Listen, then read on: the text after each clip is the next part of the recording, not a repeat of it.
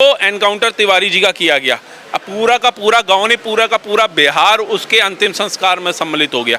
कोई आतंकवादी नहीं था वो, ठीक है ना, देश के लिए वो आया था। लेकिन अगर बिहार पुलिस ने आज ये चीज, ये आपको पता है एक समय पे लालू का या जब राज होता था वहां पे, तो तब गुंडा करते थे, तब देखे थे अपने ऐसे एनकाउंटर हो जाए गुंडे बदमाशों के, तब देखे, तब तो पिक्चरें बनती थी गंगा जल इनके नाम पे, तब तो किडनैप जैसी पिक्चरें बनती थी इनके ऊपर। लेकिन निर्दोष को भी तो गोली नहीं मारती थी ना पुलिस सर। अरे निर्दोष छोड़ती कौन सी, निर्दोष जजों को किडनैप कर लिया जाता था फिरौती के लिए, जजों के बच्चों को किडनैप कर लिया जाता था। सुप्रीम कोर्ट हाई कोर्ट के जज वहां सुरक्षित नहीं थे, IAS IPS के बच्चों को किडनैप करके फिरौती मांगी जाती थी और पिक्चरें बनानी पड़ जाती थी अपहरण जैसी। तो आप क्या बता रहे हो, शोरूम लूट लिया जाता था नेता द्वारा अपनी लड़की की शादी के अंदर। तो आप बताइए आप किन की बात कर रहे हो। तो उनको गोलियां नहीं मारी जिन्होंने अपनी लड़की की शादी में शोरूम लूट लिए, उनको गोली नहीं मारी जिन्होंने जा करके IAS IPS के बच्चों को अपहरण करके फिरौती मांग ली। गोली किसको मारी, उसकी जिसने वहां पे बाढ़ पीड़ित से जो लोग बर्दाश्त कर रहे थे, उसके अंदर जूझ रहे थे, उनकी आवाज उठाई तो उन्हें गोली मार दी गई। ये चीज सही नहीं है इस देश के अंदर। भारत के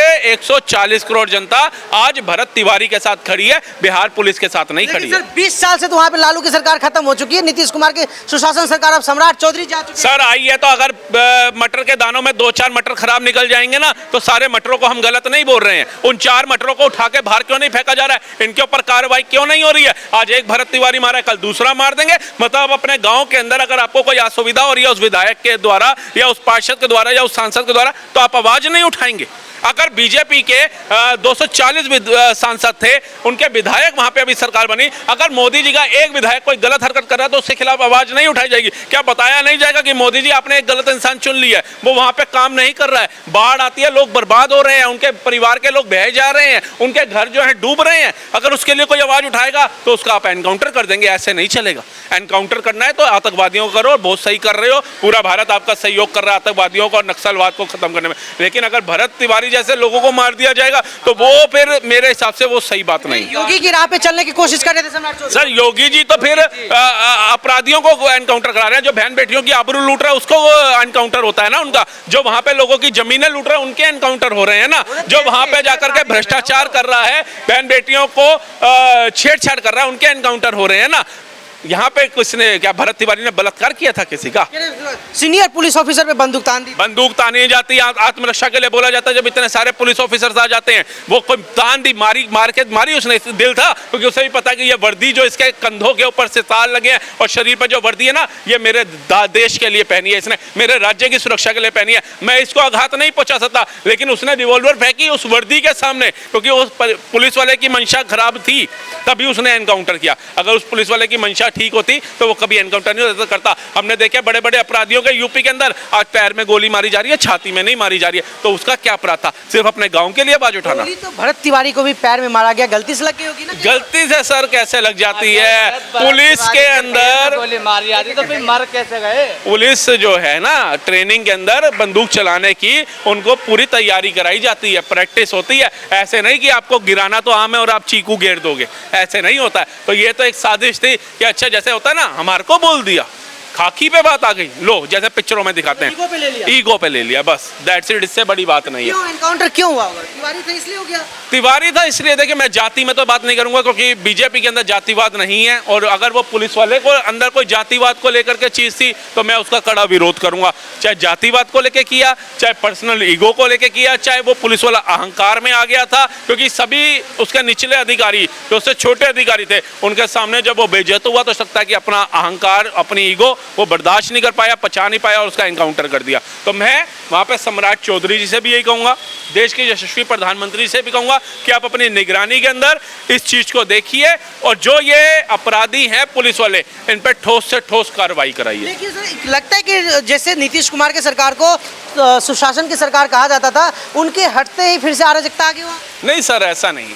देखिए अराजकता का मतलब होता है कि आए दिन फिर वहाँ पे कत्लेआम हो रहे होते, आए दिन वहाँ पे अपहरण हो रहे होते, आए दिन वहाँ पे बलात्कार हो रहे थे, आए दिन वहाँ पर सड़कों को जाम किया जा रहा होता, आए दिन सरकारी संस्थाएं जो हैं जलाए जा रहे होते, आए दिन ट्रेनों को फूका जा रहा होता। तो अभी तक ऐसा कुछ देखने को वहाँ नहीं मिला। लेकिन भरत तिवारी जो उसके गाँव का मुद्दा था, उसने उस गाँव के मुद्दे को लेकर के आवाज़ उठाई और बदले में उसको अपनी जान गंवानी पड़ी, जो निंदनीय है। मैं एज अ भारतीय सिटीजन इसका समर्थन नहीं करता हूं। पुलिस वाला कोई भी हो, उसे कोई अधिकार नहीं है कि अगर कोई अपने राज्य की या अपने देश की या अपने घर की या अपने क्षेत्र की आवाज़ उठाता है तो आप उसका एनकाउंटर कर देंगे। जी बिल्कुल जी।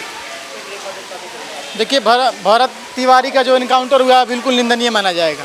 कोई आतंकवादी नहीं था, कोई जिहादी नहीं था, कोई किसी का बलात्कार नहीं किया था, किसी का पैसा नहीं लूटा था, किसी के बहन बेटी का इज्जत नहीं लूटा था।